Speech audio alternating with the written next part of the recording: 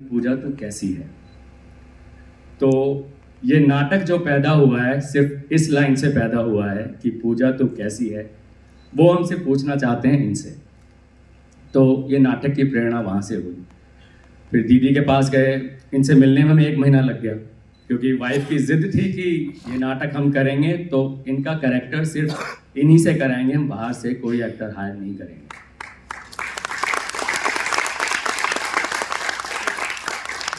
इसके पीछे एक सिंपल सी वजह ये थी कि अपनी बात जितने सरल तरीके से, सादगी से पूजा दी कह सकती हैं, मुझे नहीं लगता कोई एक्टर उतनी अच्छे से कह सकता है।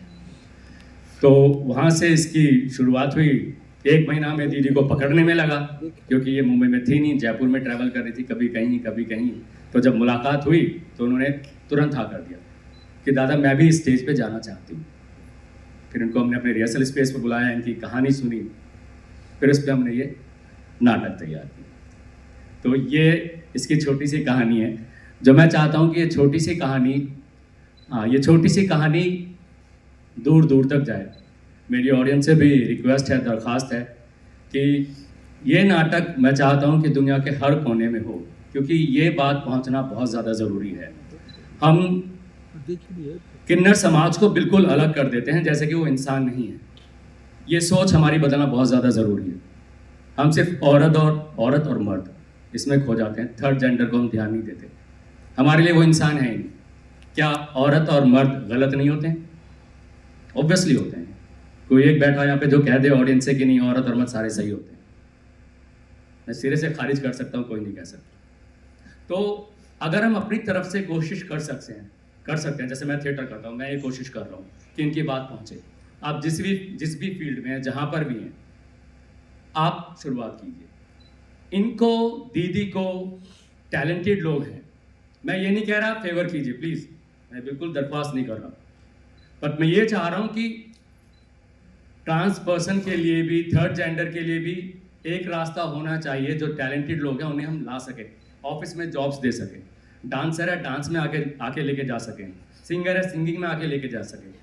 बहुत से लोग ग्रेजुएट हैं जो इन्फिनिटी के रेड लाइट पे भीख मांगते हैं, क्योंकि उन्हें जॉब ऑफर नहीं हुई। पूजा दी के साथ है और रेणुका दीदी और दिया दीदी, जो हम काफ़ी लोगों से मिले जब हम रिसर्च कर रहे थे। तो ये मैं ज़रूर चाहूँगा, दीदी को घर नहीं मिल रहा है बॉम्बे में, जो घर ये चाहती हैं कि मुझे इस घर में रेंट दे रही है, आपको रेंट चाहिए ना, आपको तकलीफ हो तो निकाल दो, ऑनर निकाल सकता है ना कि मुझे आपसे तकलीफ, आप निकाल दो, आप एक चांस तो दो यार, इतना तो बनता है ना, हर इंसान का बनता है।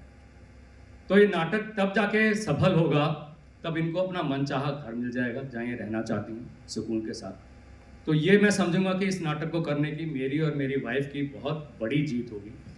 तो और इसके लिए मुझे आप सबसे फेवर चाहिए, प्लीज़ ट्रीट है like a human, that's it, और कोई फेवर नहीं चाहिए। इन्हें भी मेन स्ट्रीम में आने का हक है, दैट्स इट। और एक बात और, हम भगवान को बहुत मानते हैं, है ना, मैक्सिमम लोग मानते हैं भगवान को, देवों का देव महादेव अर्धनारेश्वर साक्षात हमारे सामने है, लेकिन हम भगवान को ढूंढ रहे हैं इंसान को नज़रअंदाज करके।